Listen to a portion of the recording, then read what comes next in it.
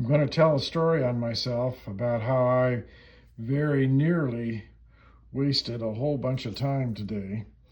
I was in the process of making some heavy-duty washers for a hub that's going to go on a surface grinder. And this internal diameter here is approximately 0.1250 inches, and that more or less matches the OD of this portion of this hub, which is cut with a spindle. Is cut which with is a taper. Costly part in terms of manufacture time. I'd hate to have to remake this thing. Anyways, I wanted to make those washers have a pretty close fit so they wouldn't easily cause imbalance of the spindle.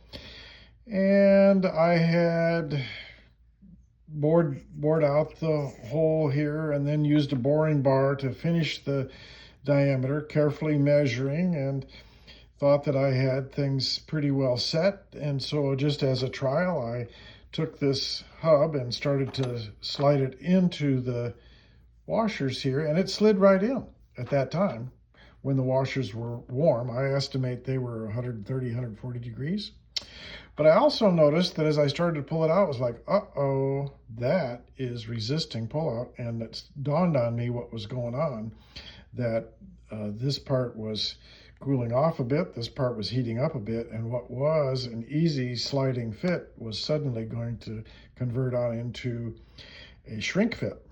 So the hub was probably sticking out about this far, so giving me a little space here where I could put a pry bar in, and didn't take a lot to push it out. It squeaked a little bit, but it came out okay.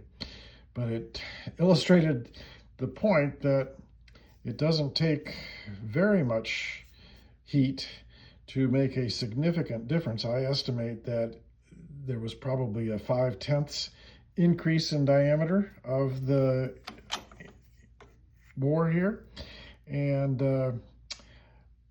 that was enough to cause trouble. So I'll now, since the part is cooled off, go ahead and rebore it just to make a foul clearance or so that this part will slide in easily and we won't have any further trouble.